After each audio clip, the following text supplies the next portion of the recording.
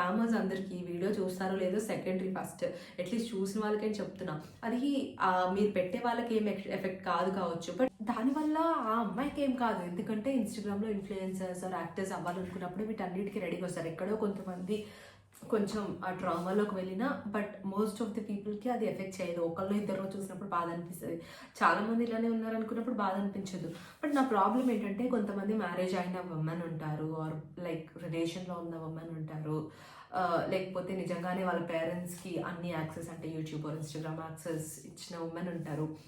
ఇప్పుడు మీరు ఇలాంటి కామెంట్స్ పెట్టినప్పుడు నిజంగా ఒక హస్బెండ్ వాళ్ళ వైఫ్కి అంత ఫ్రీడమ్ ఇచ్చేసి ఇన్ఫ్లుయెన్సర్గా ఉండడానికి కానీ, యాక్టర్గా ఉండడానికి కానీ, తన మీద అసలు ఎలాంటి రూల్స్, ఎలాంటి డామినేటింగ్గా లేకుండా ఉన్నప్పుడు, ఫస్ట్ సపోజ్ ఇలాంటిది ఏదైనా అంటే కైండ్ ఆఫ్ నీది ఇదే బిజినెస్ కదా, ఈ రేట్ ఎంత అదండి, ఇలాంటి మెసేజెస్ ఒక ఫాదర్ కానీ, లేకపోతే ఒక హస్బెండ్ కానీ, ఒక బ్రదర్ కానీ, ఒక లవర్ కానీ చూసినప్పుడు వాళ్ళకి ఎలా అనిపిస్తుందండి లోపల?